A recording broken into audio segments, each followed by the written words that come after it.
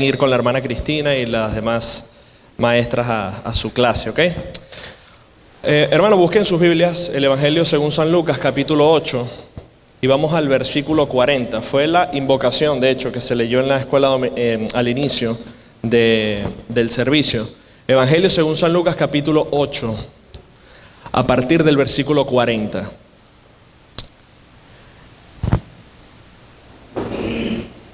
¿Ok? Vamos a ver la historia aquí de dos personajes que se topan con el Señor Jesús y tratar de entender un poquito o con más profundidad las maravillas que tenemos con estos dos encuentros. La enseñanza se titula "Cuando todo parece perdido, es Cristo la única esperanza". ¿Ok? Cuando todo parece perdido, es Cristo la única esperanza. Entonces, Evangelio según San Lucas capítulo 8, a partir del versículo 40, dice la Escritura: cuando volvió Jesús, le recibió la multitud con gozo, porque todos le esperaban. Antes de este acontecimiento, el Señor Jesús había pasado por la región de Gadara y había hecho la liberación de endemoniados gadarenos, y eso evidentemente fue un milagro extraordinario. En el momento en que el Señor Jesús retorna, había un grupo de sus discípulos, especialmente discípulos de Juan el Bautista, y también los fariseos que estaban acercando al Señor con algunas preguntas interesantes. Ustedes saben que los fariseos siempre hacían preguntas para tratar de ponerle una trampa al Señor, para tratar de ver dónde podían conseguir una caída. Y el Señor allí les está explicando la pregunta sobre el ayuno. Eso lo vemos más específicamente en Mateo capítulo 9, ¿ok? Entonces, es en ese momento cuando el Señor está abordando el tema del ayuno, ¿ok? Delante de la multitud de los discípulos, sus seguidores y los fariseos, cuando entonces dice la Escritura aquí que le recibe la multitud con gozo. Y estando ahí él enseñando, se presenta entonces en escena un hombre llamado Jairo. La Escritura declara de que fue un hombre llamado Jairo y que era principal de la sinagoga. Hermanos, nos da este detalle la Escritura porque Jairo no era un judío común y corriente, ¿ok? Jairo no era un hombre que quizás estaba paralítico, que quizás estaba ciego, que quizás no podía andar, etcétera, que cualquiera hubiese entendido, bueno, es una persona que estaba enferma, quería recibir sanidad, era una persona que estaba padeciendo de tal cosa, necesitaba que el Señor Jesús hiciera un milagro en su vida. Se acerca Jairo, que era un principal de la sinagoga.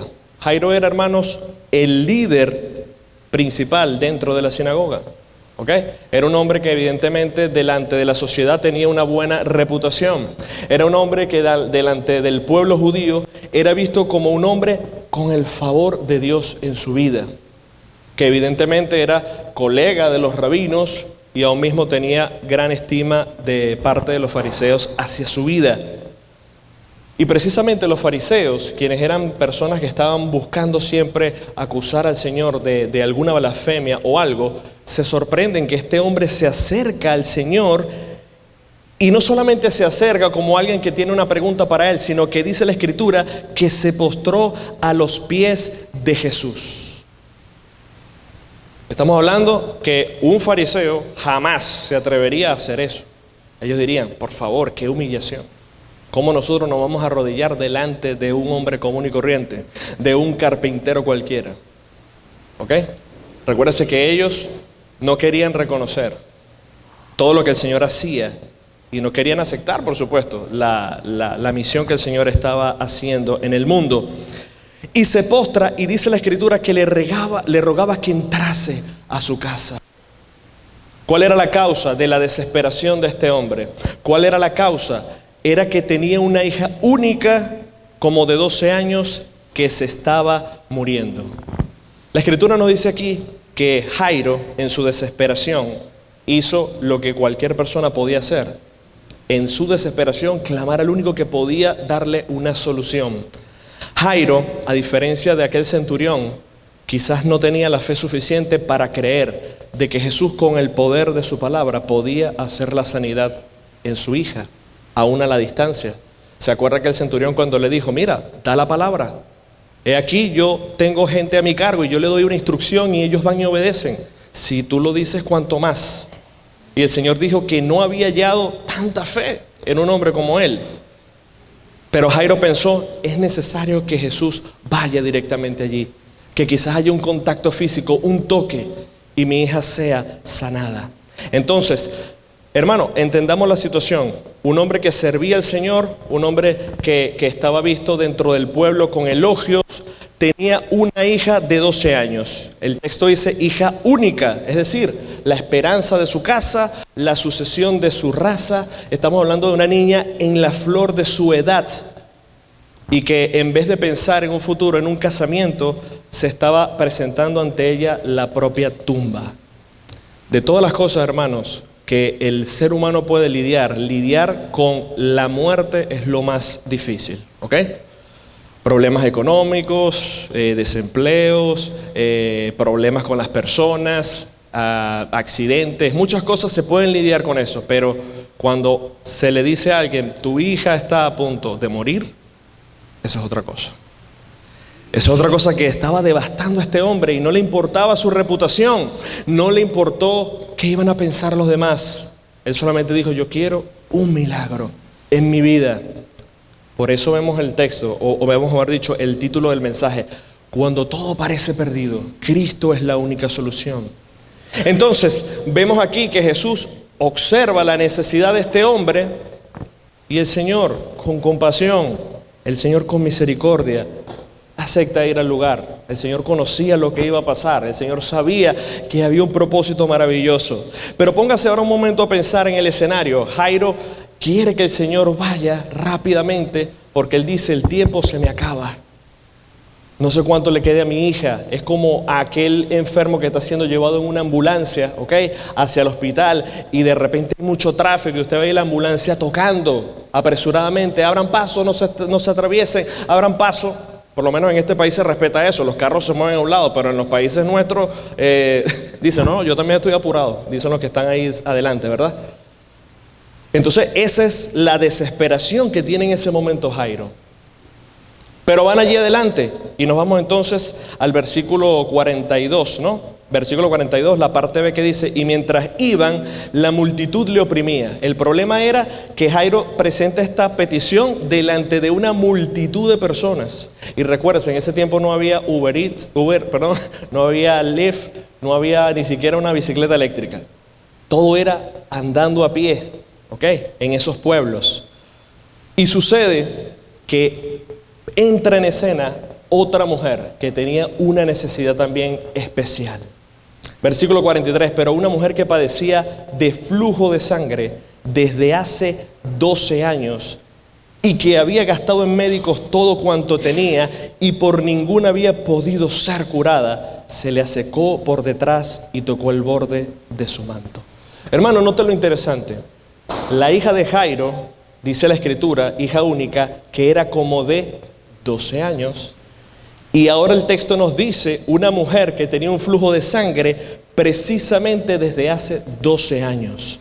El mismo año en que Jairo estaba celebrando el nacimiento de su hija, ¿ok? Y era el motivo de alegría y de orgullo para esa familia, era el mismo año en que esta mujer comenzó a pasar el proceso más duro de su vida. Porque mientras Jairo formaba su familia, ella estaba perdiendo la suya. ¿Y por qué razón, hermanos? Porque una mujer con flujo de sangre era considerada inmunda, ¿ok? Era considerada inmunda en la sociedad.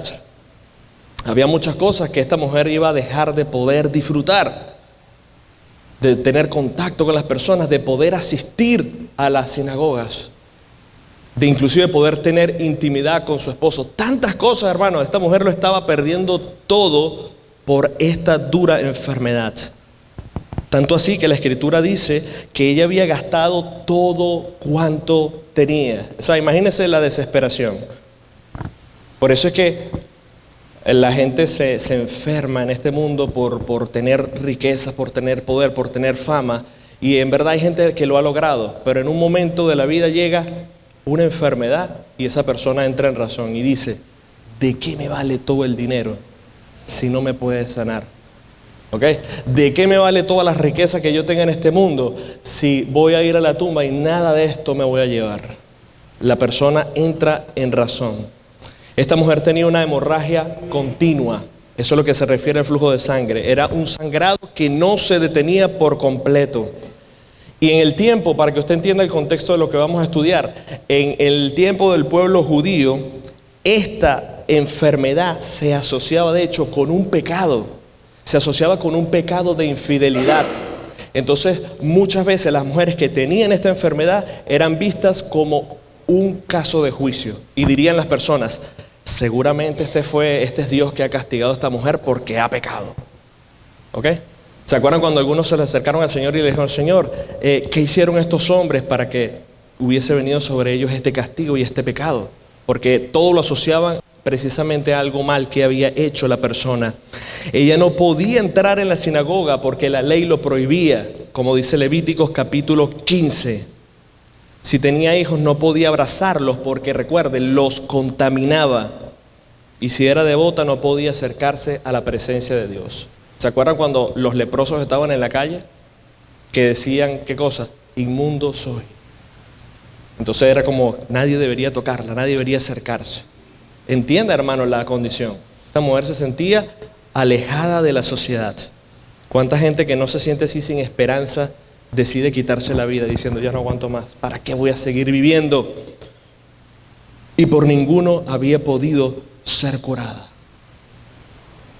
Entonces, al igual que Jairo, esta condición llevó a la mujer a decir, solamente me queda esta opción, solamente me queda esto, y es, si llego a Él, si logro tocarle, voy a ser salva, voy a ser sanada. Versículo 44, se le acercó por detrás y tocó el borde de su manto, y al instante se detuvo el flujo de sangre. Hermanos, le tocó por detrás, o sea, se asió al manto. Entienda, hermano, que ella al estar haciendo esto estaría violando la ley ceremonial porque estaría contaminando un símbolo de pureza y de fidelidad a la ley. Ella no podía acercarse, mucho menos a Jesús como un hombre santo y tocar el borde de su manto porque ella era impura. Pero pienso ciertamente que ella se arrojó al Señor confiando en la misericordia del Señor, en un acto de fe, y más aún porque sabía que su enfermedad no era a raíz de un pecado. Y se acerca al Señor en fe y toca allí el borde de su manto. Y la Escritura dice, y al instante se detuvo el flujo de sangre. Ahora bien, hermanos, no eran los vestidos solos del Señor los que salvaron a la mujer. ¿Ok? No es la tela, no era el fleco. Era precisamente que esta mujer se acercó al Señor con intención, con fe, creyendo y diciendo, si tocare, aunque sea el borde de su manto, seré sana. Recuerde que los soldados, cuando estaban burlándose del Señor y rasgaron sus vestidos, ellos se sortearon sus vestidos y la Escritura no nos dice que esos soldados fueron salvados. No era la tela, ¿ok? Era la intención, la fe que en ese momento esa mujer tenía. Y el versículo 45 dice, entonces Jesús dijo, ¿quién me ha tocado? ¿Quién me ha tocado? Una pregunta que parecía sorprender, ¿no? Porque el Señor estaba siendo oprimido por la multitud. Es como cuando usted va de repente a una marcha quizás política, y usted va caminando así, ¿verdad? De lado a lado, hombro a hombro, porque está rodeado de personas. Y Jesús sabía que había ocurrido un milagro. Es como cuando Jesús dice, el que tenga oídos, oiga. ¿Por qué? Porque las personas tienen oído, pero no necesariamente están oyendo las palabras de Dios. Entonces el Señor dice, alguien me ha tocado. Pedro dice, Señor, pero si todo el mundo te toca, alguien me ha tocado de una manera diferente. Esa era la diferencia. Y negando todos, dijo Pedro a los que estaban con él, Maestro, la multitud te aprieta y oprime, y tú preguntas, ¿quién me ha tocado? Y dice Jesús, alguien me ha tocado porque he conocido que ha salido poder de mí. Ahora bien, no ve a Jesús como si fuera una batería de litio que se está descargando si alguien usa poder. No es así. Jesús no se debilita, Jesús no pierde poder. Pero ciertamente Jesús sabe correctamente que alguien se había acercado a él con fe, creyendo de que él sí podía restaurar su vida. Y me imagino en todo este tiempo, ¿no?, de alboroto, porque fíjese la escritura, entonces cuando la mujer vio que no había quedado oculta, temblando y postrándose a sus pies, le declaró a todo el pueblo por qué causa le había tocado y cómo al instante ella había sido sana. Una enfermedad, hermanos, un sufrimiento durante 12 años que había traído para ella vergüenza, había traído para ella rechazo. Y en ese momento estará Jairo pensando, Señor, sí, pero mi hija se está muriendo. Y estará Jairo lidiando ahí en su mente, ok, es muy bonito lo que está pasando, pero también mi hija se está muriendo. Pero era necesario que todo esto pasara. El Señor conocía la necesidad de Jairo, pero el Señor no estaba preocupado por el tiempo. Él es Dios. ¿Acaso había algo difícil para Él? Pero había algo interesante, y era necesario de que esta mujer, delante del pueblo, recibiera de parte de Jesús una declaración especial. Jesús le dijo, hija, tu fe te ha salvado, ve en paz. Esta mujer, hermano, no solo recibió una sanidad física, esta mujer ahora tiene paz con Dios. Esta mujer ahora alcanzó salvación. Esta mujer entendió de que Cristo era la única necesidad que ella tenía en su vida para resolver cualquier otra cosa. Pero por otro lado, el hecho de Jesús declarar a esta mujer sana y salva era darle ahora a ella la terminación delante del pueblo del desprecio que le tenían. ¿Ok? De ser vista como una mujer impura, como una mujer inmunda. Es como si Jesús dijera, hija, tu fe te ha hecho salva. Pueblo, recibidla ahora. Ya ella no está más inmunda. Ya ella no debe ser despreciada. Y qué paradójico, ¿no? Hacer eso frente a multitud de personas donde los fariseos y el mismo Jairo estaba allí presente. El Señor estaba reivindicando la dignidad de esa mujer. Gloria a Dios, y la había salvado. Estaban aún hablando, es decir, Jesús estaba dando estas palabras de ánimo a esta mujer, cuando vino uno de la casa del principal de la sinagoga, es decir, de Jairo. Imagínense uno que llega corriendo y le dice, hey Jairo, tu hija ha muerto, no molestes más al maestro. Es como decir, ¿para qué correr? ¿Para qué apresurarnos? Ya todo está perdido. Lamentablemente tu hija ha muerto. Y estas cosas pasan. En el momento de la desesperanza, en el momento en que usted piensa que no hay solución, muchas veces llegan personas que siguen inyectando más negatividad. Mira, ya que dalo por perdido. No hay nada que se pueda hacer. No se puede remediar este problema. Y no me quiero imaginar el corazón de Jairo en ese momento, cuando escucha esa noticia. Asumo que este hombre, con una expresión de dolor, habrá bajado su cabeza, pero Jesús, dice el versículo 50, oyéndolo, le respondió, le dijo, no temas, cree solamente y serás salva. Interesante la palabra del Señor. Interesante que Jairo no se desmoronó ante la noticia, porque no le dijeron poca cosa, hermano, le dijeron, mira, tu hija ha muerto, certificado. Este hombre decidió creerle a Dios. Y yo me imagino que él iba caminando entonces con el Señor rumbo a su casa y diciendo, Señor, lo que me queda es confiar en el poder de tu palabra. Lo que me queda es confiar en que esos milagros que tú has hecho son verdad y se pueden hacer vivos en mi vida. Y el versículo 51 dice, entrando en la casa, no dejó entrar a nadie consigo, sino a Pedro, a Jacobo, a Juan y al padre y a la madre de la niña.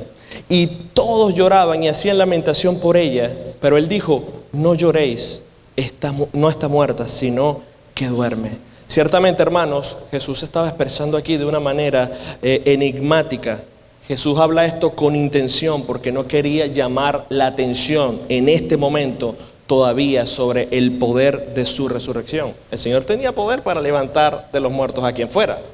No fue solamente a esta niña, no fue solamente a Lázaro. El Señor hizo resurrecciones en el tiempo de su ministerio. Pero Jesús sabía lo que decía. Sin embargo, la gente incrédula, sin embargo, los que estaban allí alrededor, sin embargo, los que habían sido contratados para llevar el servicio funerario, decían, este está loco.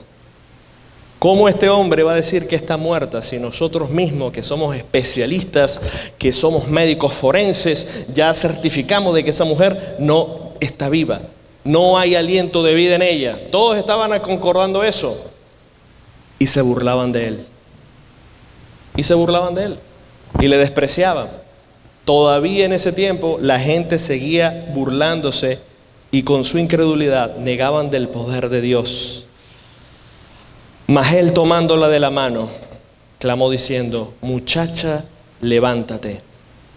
Entonces su espíritu volvió e inmediatamente se levantó. Y él mandó que se le diese de comer. Y dice la Escritura, y sus padres estaban atónitos. Pero Jesús les mandó a que nadie dijesen de lo que había sucedido. Hermanos, evidentemente la niña había muerto y la niña fue resucitada. Un milagro íntimo que hizo Jesús en ese momento y que solo le permitió en ese momento a Jairo, a su esposa y a 3 de sus discípulos contemplar de que ese Dios que ellos estaban viendo, a Jesús, tenía el poder sobre la vida y la muerte. Y qué maravilloso testimonio, porque quizás delante de aquellos decía, mira, quizás nos equivocamos. A lo mejor la niña tenía un desmayo tan pesado que no nos dimos cuenta, pero la Escritura nos deja el testimonio claro. La niña estaba muerta, el Señor la trajo a la vida. Y entonces lo que vemos, de hermanos, en esta historia son, como les digo, dos situaciones en la cual a las personas se le desmorona el mundo, donde las personas común y corriente dicen, ya no tengo más esperanza, ya no tengo más salida. Y Jesús se presenta en el escenario como la única solución para ese problema. Entonces hemos estado escuchando a estos hermanos aquí testificando sobre esta visita a México, sobre estas conferencias, y es imposible regresar como si nada hubiese pasado. Era necesario que ellos llegaran acá y descargaran de su corazón. Yo estoy seguro que pudieron haber hablado 3 horas más, pero querían descargar de su corazón el gozo que hay de saber que hay gente allá afuera dándolo todo por el Evangelio. ¿Okay? Dando su vida, literalmente entregando su vida por la salvación de las almas. Hermanos, es lo menos que podemos hacer después de haber recibido tanta bondad y tanta misericordia y tanta compasión para nosotros. Ninguno de nosotros era merecedor de la gracia del Señor, pero por su misericordia estamos aquí. Estamos en un país próspero, en un país bendecido, en un país que es rico en comparación a muchos otros, y desgraciadamente la comodidad muchas veces nos deja estáticos, no nos permite movernos mucho, ¿verdad? Y nos concentramos nada más en nosotros y no pensamos en la necesidad de los demás.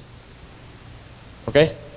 Aquí hay 2 ejemplos bíblicos de gente que estaba en una total desesperación. Y yo le pregunto a usted, ¿acaso no conoce usted algún amigo, algún vecino, algún compañero de trabajo, no tiene algún familiar que esté en una condición igual a esta, o peor aún, que está viviendo su vida sin Dios, como si Dios no existiera? Por supuesto que sí.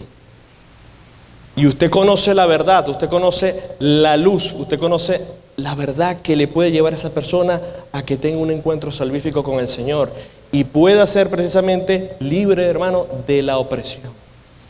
Hablamos en la escuela dominical, ¿no?, de tantas cosas que como cristianos debemos imitar, y el Señor nos insta a ser luminares en el mundo, a que precisamente nuestra actitud cristiana, nuestro comportamiento, nuestra convicción de vida llevará a que cualquier persona en el mundo que se tope con nosotros diga, este hombre es diferente, esta mujer es diferente, hay algo diferente en ellos, porque hermano, la gente lo nota, la gente lo distingue. Le aseguro que muchos le habrán dicho a usted, ¿tú eres cristiano por casualidad? O a lo mejor te dirán religioso porque no entienden mucho de términos, pero notarán la diferencia, porque usted lo proyecta con su testimonio. Hermanos, es una historia en la cual nos dimos cuenta aquí que no importa el estatus, no importa el rango, no importa la condición, no importa el sexo, sencillamente ninguno de nosotros está exento de atravesar por un momento de gran dificultad.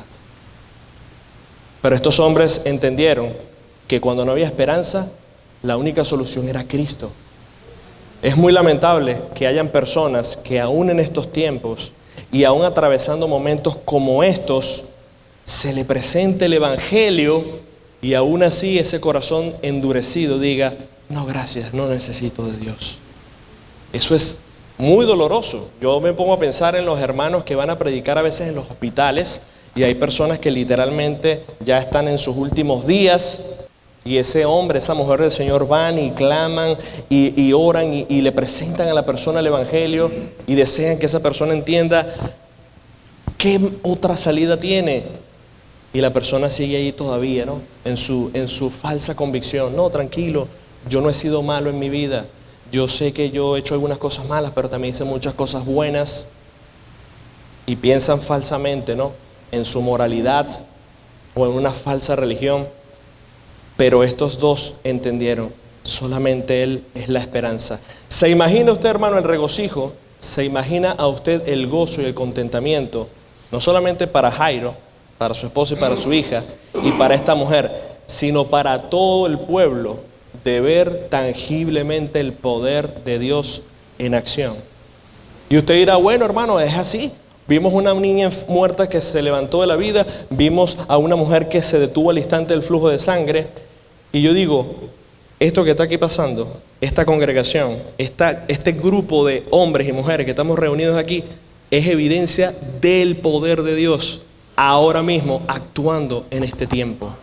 Entonces yo me pregunto, ¿por qué no abrazamos estas verdades con la intensidad que debería tener? Con el peso que debería tener. Hermano, hemos sido llamados, el Señor nos ha encargado a nosotros, mire, el misterio de la reconciliación. Las personas no lo van a conseguir en ningún otro lugar, hermanos, a menos que alguien le abre las Escrituras y le muestre al hombre su necesidad de arrepentimiento. Y es verdad, estamos evangelizando, es algo que tenemos que seguir haciendo, estamos apoyando ya a algunos misioneros, pero creo que, como dice el pastor, pero creo que todavía nos quedamos cortos. O sea, podemos todavía hacer más para el Señor. Podemos integrarnos más todavía todos en la obra evangelística. Podemos apoyar más todavía para que la expansión del Evangelio no solamente esté en Margate y en las ciudades vecinas, sino tenga un alcance inclusive internacional. ¿Cree usted, hermano, que esos misioneros, cuando reciben esas ofrendas, no agradecerán al Señor por su vida, por la vida de todos los hermanos? Porque ellos dicen: Señor, tú sabes que yo no puedo trabajar en algún lugar específico para mi sostén. Imagínese ese que está en una selva internado allí, atendiendo a las personas, sirviendo.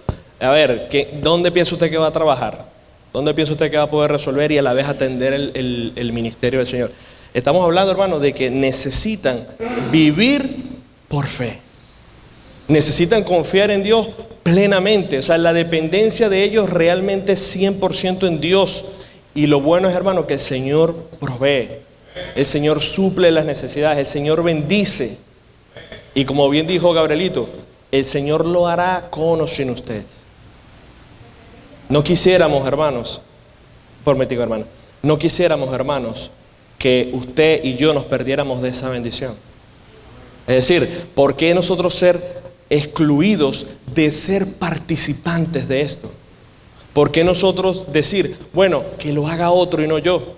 Cuando el Señor nos está dando en este tiempo la oportunidad y el privilegio de ser de bendición para otros. Y eso es algo, hermano, que debemos hacer. Yo recuerdo cuando estaba niño, muchas veces cuando yo estaba más o menos adolescente, hace como 15 años atrás más o menos.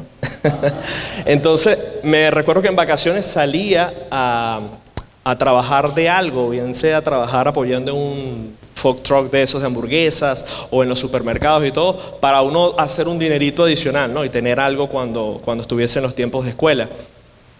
Y me llamaba la atención que un día en aquella iglesia, que estaban haciendo en aquel momento una recolecta para adquirir un lugar, un terreno, porque la iglesia tenía una visión de construir un campamento y todo eso.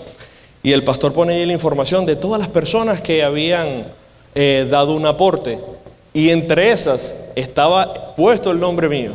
Y yo recuerdo que yo sencillamente no estaba midiendo esas cosas, yo solamente entendía lo que me habían enseñado a mí sobre el tema de los diezmos.